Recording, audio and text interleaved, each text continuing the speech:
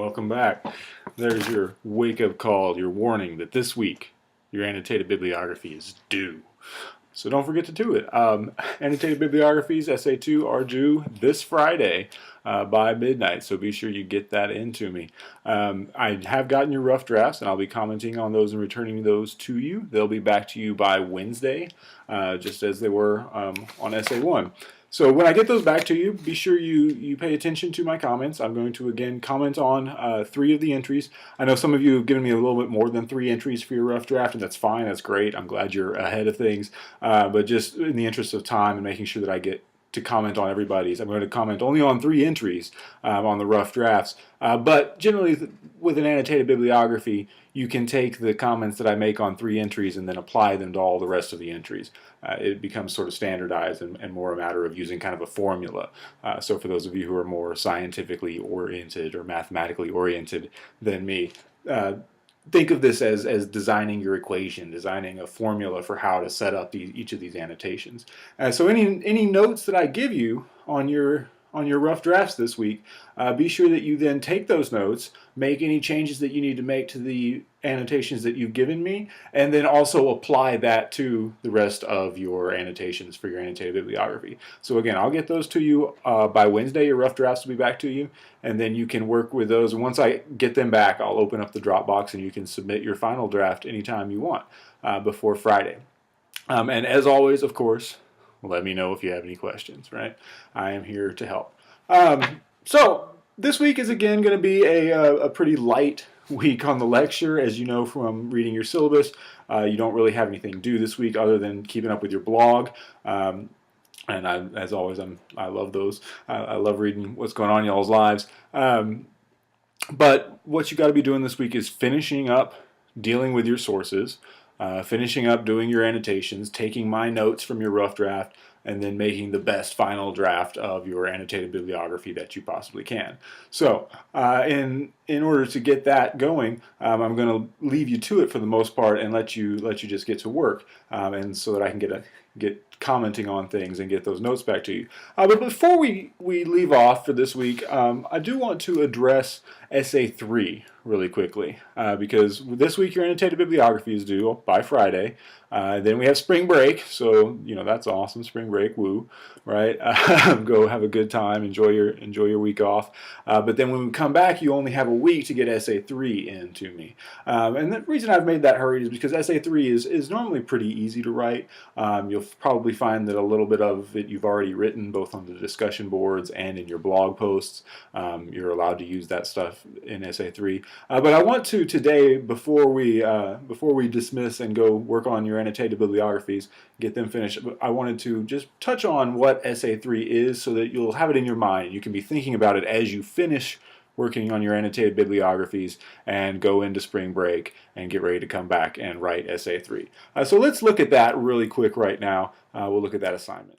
All right, so you should have a copy of your Essays 2 through 4 assignment somewhere, but just to remind you, you can always look at it again under Content. Go down to where I've got Research Project Assignment here, and here is the assignment. So we'll go ahead and open that. All right, so here's our Essays 2 through 4 document. We'll scroll down to Essay 3, which is 4 to 6 type pages due the week after spring break, worth 150 points, and it's the research narrative. So you may remember the literacy narrative from Comp 1 if you've taken it recently. Same sort of thing, except instead of talking about you and your journey with literacy, we're talking about your journey with your topic and your research. So what this essay is it requires you to employ storytelling techniques with a critical component and connect your personal research experience to the larger context of your argument.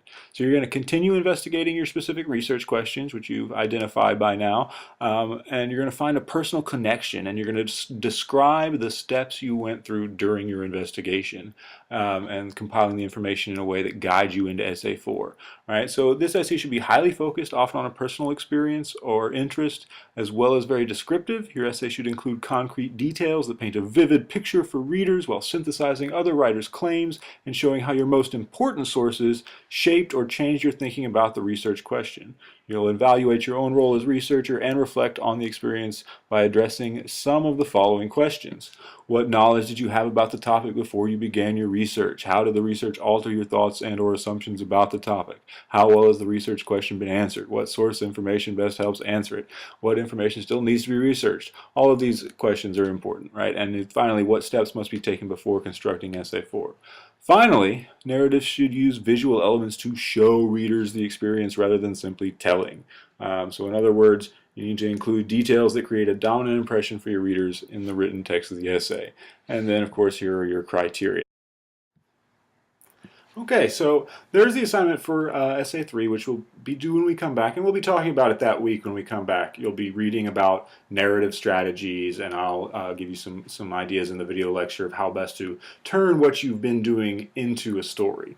But what I wanted to go over that, so I want it to be in your head. I want you to be thinking as you go through this week, reading my notes on your rough drafts, and then finishing up reading all of your sources and making your final annotations, and trying to make those connections in your head that I've been asking you to make all semester. I want you to start thinking about how those connections are being made and how the process of doing the research is leading you to a better understanding of your topic and an argument about it.